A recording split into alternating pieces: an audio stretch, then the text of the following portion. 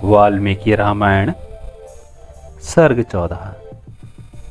कैकई का राजा को सत्य पर दृढ़ रहने के लिए प्रेरणा देकर अपने वर की पूर्ति के लिए दुराग्रह दिखाना। महर्षि वशिष्ठ का अंतापुर के द्वार पर आगमन और सुमंत्र को महाराज के पास भेजना। राजा की आज्ञा से सुमंत्र का श्री राम को बुलाने के लिए जाना। इक्ष्वाकु राजा दशरथ पुत्र शोक से पीड़ित होकर पृथ्वी पर अचेत पड़े थे और वेदना से छटपटा रहे थे। उन्हें इस अवस्था में देखकर पापिन कैकई इस प्रकार बोली, महाराज, आपने मुझे 2 वर देने की प्रतिज्ञा की थी और जब मैंने उन्हें मांगा तब आप इस प्रकार सन्न होकर पृथ्वी पर गिर रहे हैं, मानो कोई पाप करके पछता रहे हो। यह क्या बात है? आपको सत्पुरुषों की मर्यादा में स्थिर रहना चाहिए। धर्मज्ञ पुरुष सत्य को ही सबसे श्रेष्ठ धर्म बताते हैं। उस सत्य का सहारा लेकर मैंने आपको धर्म का पालन करने के लिए ही प्रेरित किया। पृथ्वीपति राजा शैव ने बाज पक्षी को अपना शरीर देने की प्रतिज्ञा करके उसे दे ही दिया और देकर उत्तम गति प्राप्त कर ली। इसी प्रकार तेजस्वी राजा अलरख ने वेदों के पारंगत विद्वान ब्राह्मण को उसके याचना करने पर मन में खेद न लाते हुए अपनी दोनों आंखें निकाल कर दे दी थी। सत्य को प्राप्त हुए समुद्र, सत्य ही प्राण रूप शब्द ब्रह्म है। शब्द में ही धर्म प्रतिष्ठित है। सत्य ही अविनाशी वेद है और सत्य से ही परब्रह्म की प्राप्ति होती है।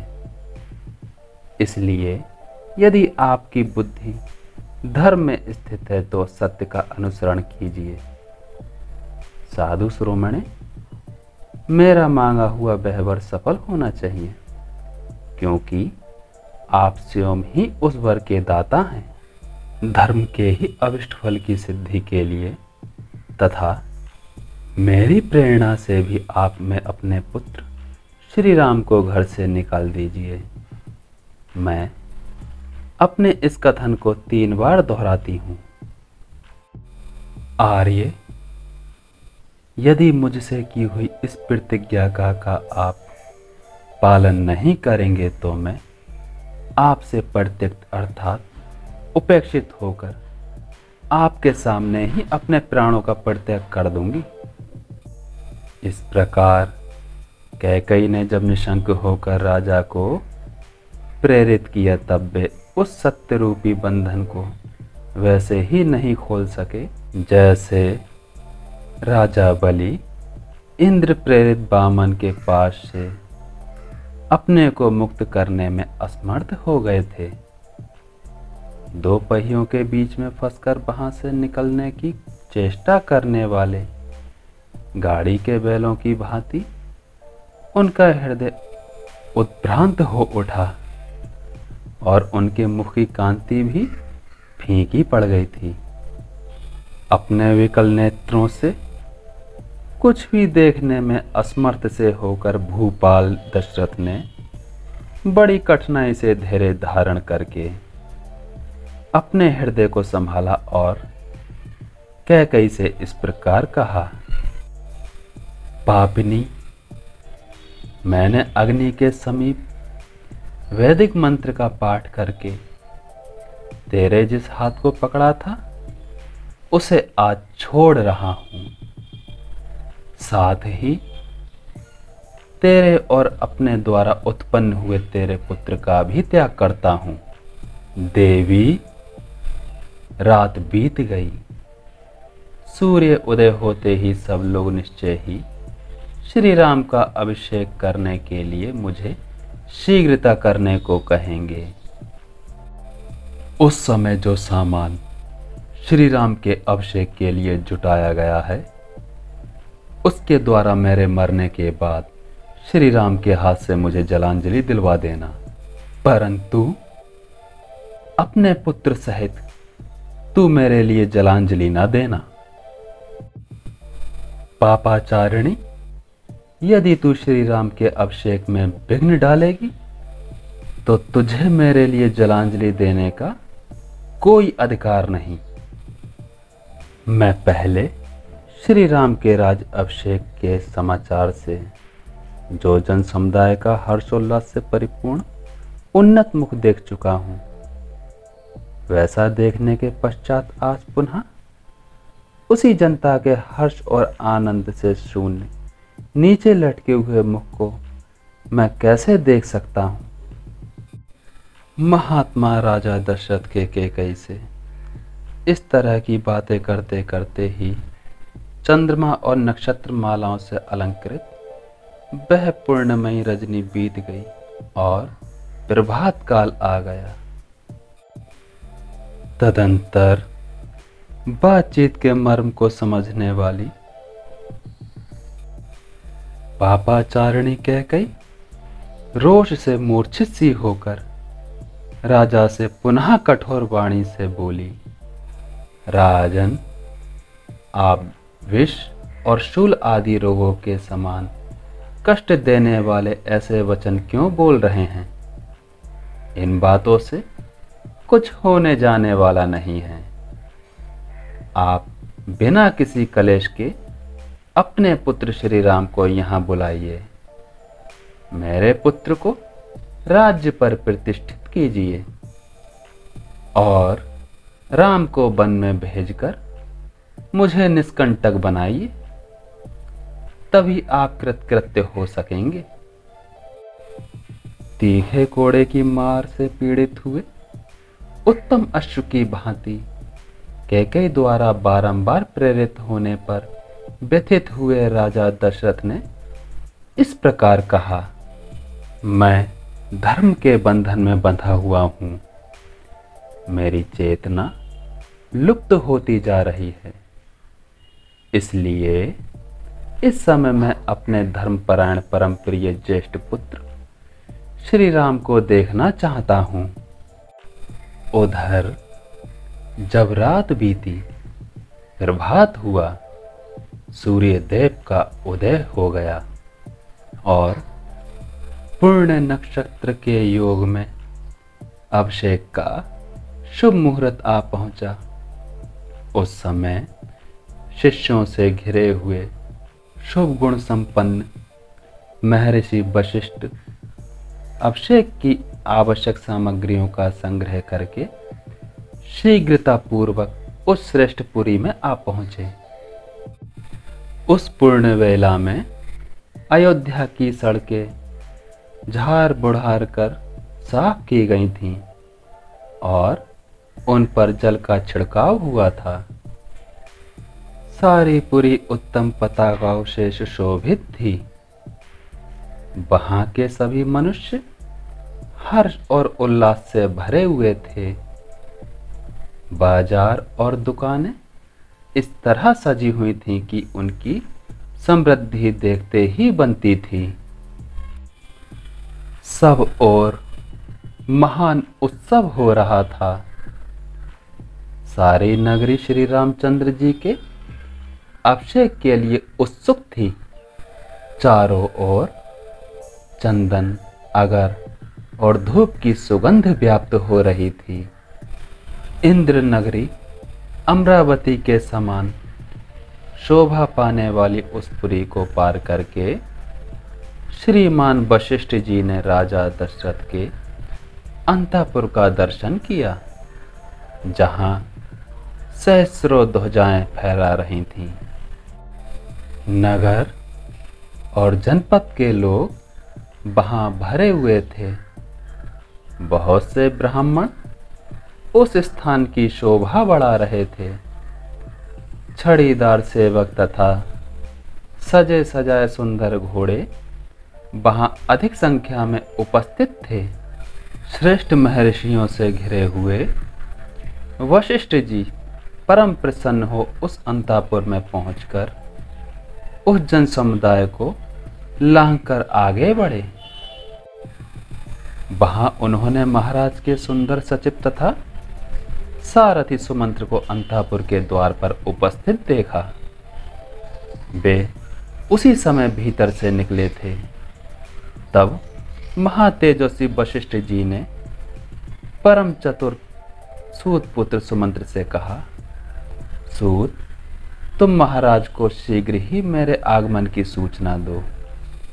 उन्हें बताओ कि श्री राम के राज्य अभिषेक के लिए सारी सामग्री एकत्र कर ली गई है। ये गंगाजल से भरे हुए कलश रखे हैं। इन सोने के कलशों में समुद्रों से लाया हुआ जल भरा हुआ है। यह गूलर की लकड़ी का बना हुआ भद्र पीठ है जो अभिषेक के लिए लाया गया है। इसी पर बिठाकर श्री राम का अभिषेक होगा। सब प्रकार के बीज, गंध, भांति भांति के रत्न, मधु, दही, घी, लावा या खील, कुश, फूल, दूध, आठ सुंदरी कन्याएं, चमचमाता हुआ खड़ग, उत्तम धनुष, मनुष्यों द्वारा ढोई जाने वाली सवारी, पालकी आदि, चंद्रमा के समान श्वेत छत्र, सफेद चवर, सोने की झारी, स्वर्ण की माला से अलंकृत ऊंचे डील वाला श्वेत पीत वर्ण का वृषभ, 4 दाढ़ों वाला सिंह, महाबलवान उत्तम अश्व, सिंहासन, व्यागचर्म, समिधाएं, अग्नि तथा सब प्रकार के बाजे, वारंगनाएं, श्रृंगार युक्त सौभाग्यवती स्त्रियां, आचार्य ब्राह्मण, गौ, पवित्र पशु पक्षी, नगर और जनपद के श्रेष्ठ पुरुष, अपने सेवक गणों सहित प्रसिद्ध व्यापारी, ये तथा और भी बहुत से प्रियवादी मनुष्य बहुसंख्यक राजाओं के साथ प्रसन्नता पूर्वक श्री राम के अभिषेक के लिए यहाँ उपस्थित हैं। तुम महाराज से शीघ्रता करने के लिए कहो, जिससे अब सूर्य उदय के पश्चात पुष्य नक्षत्र के योग में श्री राम का राज्य अभिषेक हो। वशिष्ठ जी के यह वचन सुनकर महाबली सूत पुत्र सुमंत्र ने राज सिंह दशरथ की स्तुति करते हुए उनके भवन में प्रवेश किया। राजा का प्रिय करने की इच्छा रखने वाले और उनके द्वारा सम्मानित द्वारपाल उन बूढ़े सचिव को भीतर जाने से रोक ना सके, क्योंकि उनके लिए पहले से ही महाराज की आज्ञा थी कि ये किसी भी समय भीतर आने से रोके ना जाएं। सुमंत्र राजा के पास जाकर खड़े हो गए। उन्हें उनकी उस अवस्था का पता नहीं था, इसलिए वे अत्यंत संतोषदायक वचनों द्वारा उनकी स्तुति करने को उद्यत हुए। सुमंत्र राजा के उस महल में पहले की ही भांति हाथ जोड़कर उन महाराज की स्तुति करने लगे। महाराज, जैसे सूर्य उदय होने पर तेजस्वी समुद्र स्वयं हर्ष की तरंगों से उल्लासित हो उसमें स्नान की इच्छा वाले मनुष्यों को आनंदित करता है, उसी प्रकार आप स्वयं प्रसन्न होकर प्रसन्नता पूर्वक हृदय से हम सेवकों को आनंद प्रदान कीजिए। देव सारथी मातलिनी ने इसी बेला में देवराज इंद्र की स्तुति की थी, जिससे उन्होंने समस्त दानवों पर विजय प्राप्त कर ली। उसी प्रकार मैं भी स्तुति वचनों द्वारा आपको जगा रहा हूँ। अंगों सहित चारों वेद तथा समस्त विद्याएं जैसे स्वयंभू भगवान ब्रह्म को जगाती हैं, उसी प्रकार आज मैं आपको जगा रहा हूं। जैसे चंद्रमा के साथ सूर्य समस्त भूतों की आधारभूता इस शुभ स्वरूपा पृथ्वी को जगाया करते हैं, उसी प्रकार आज मैं आपको जगा रहा हूं। महाराज उठिए और उत्सवकालीन मंगल कृत्य पूर्ण करके वस्त्राभूषणों से सुशोभित शरीर से सिंहासन पर विराजमान होइए। फिर मेरू पर्वत से ऊपर उठने वाले सूर्य देव के समान आपकी शोभा होती रहे। चंद्रमा, सूर्य, शिव, कुबेर, वरुण, अग्नि और इंद्र आपको विजय प्रदान करें। राज सिंह, भगवती रात्रि देवी विदा हो गईं। आपने जिसके लिए आज्ञा दी थी, आपका वह सारा कार्य पूर्ण हो गया है। इस बात को आप जान लें और इसके बाद जो अभिषेक का कार्य शेष है उसे पूर्ण करें। श्री राम के अभिषेक की सारी तैयारियां हो चुकी हैं। नगर और जनपद के लोग तथा मुख्य व्यापारी भी हाथ जोड़े उपस्थित हैं। राजन, ये भगवान वशिष्ठ मुनि ब्राह्मणों के साथ द्वार पर खड़े हैं, अतः श्री राम के अभिषेक का कार्य आरंभ करने के लिए शीघ्र आज्ञा दीजिए। जैसे चरवाहों के बिना पशु, सेनापति के बिना सेना, चंद्रमा के बिना रात्रि और सांड के बिना गौ की शोभा नहीं होती, ऐसी दशा उस राष्ट्र की हो जाती है जहां राजा का दर्शन नहीं होता है। सुमंत्र के इस प्रकार कहे हुए सांत्वनापूर्ण और सार्थक वचनों को सुनकर राजा दशरथ पुनः शोक से ग्रस्त हो गए। उस समय पुत्र के वियोग की संभावना से उनकी प्रसन्नता नष्ट हो चुकी थी। शोक के कारण उनके नेत्र लाल हो गए थे। उन धर्मात्मा श्रीमान नरेश ने एक बार दृष्टि उठाकर सूत की ओर देखा और इस प्रकार कहा, तुम ऐसी बातें सुनाकर मेरे मर्म स्थानों पर और अधिक आघात क्यों कर रहे हो? राजा के करुण वचन सुनकर और उनकी दीन दया पर दृष्टिपात करके सुमंत्र हाथ जोड़े हुए उस स्थान से कुछ पीछे हटे। जब दुख और दीनता के कारण राजा स्वयं कुछ भी ना कह सके, तब मंत्रणा का ज्ञान रखने वाली कैकई ने सुमंत्र को इस प्रकार उत्तर दिया। सुमंत्र, राजा रात भर श्री राम के अभिषेक जनित हर्ष के कारण उत्कंठित होकर जागते रहे हैं। अधिक जागरण से थक जाने के कारण इस समय इन्हें नींद आ रही है, अतः तुम्हारा भला हो, तुम तुरंत जाओ और यशस्वी राजकुमार श्री राम को यहां बुला लाओ। इस विषय में तुम्हें कोई अन्यथा विचार नहीं करना चाहिए। तब सुमंत्र ने कहा, भामिनी, मैं महाराज की आज्ञा सुने बिना कैसे जा सकता हूं? मंत्री की बात सुनकर राजा ने उनसे कहा, सुमंत्र, मैं सुंदर श्री राम को देखना चाहता हूं। तुम शीघ्र उन्हें यहां ले आओ।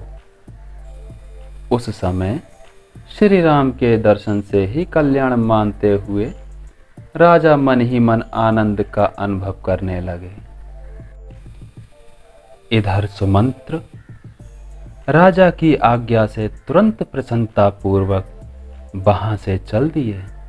कैकई ने जो तुरंत श्री राम को बुला लाने की आज्ञा दी थी, उसे याद करके वे सोचने लगे, पता नहीं ये उन्हें बुलाने के लिए इतनी जल्दी क्यों मचा रही हैं। जान पड़ता है श्री राम के अभिषेक के लिए ही जल्दी कर रही हैं। इस कार्य में धर्मराज राजा दशरथ को अधिक आयास करना पड़ता है। शायद इसलिए ये बाहर नहीं निकले। ऐसा निश्चय करके महातेजस्वी सूत सुमंत्र फिर बड़े हर्ष के साथ श्री राम के दर्शन की इच्छा से चल पड़े। समुद्र के अंतर्वर्ती जलाशय के समान उस सुंदर अंतापुर से निकलकर सुमंत्र ने द्वार के सामने मनुष्यों की भारी भीड़ एकत्र हुई देखी। राजा के अंतःपुर से सहसा निकलकर सुमंत्र ने द्वार पर एकत्र हुए लोगों की ओर दृष्टिपात किया। उन्होंने देखा बहुसंख्यक पुरवासी वहां उपस्थित थे और अनेक महाधनी पुरुष राजद्वार पर एकत्र खड़े थे।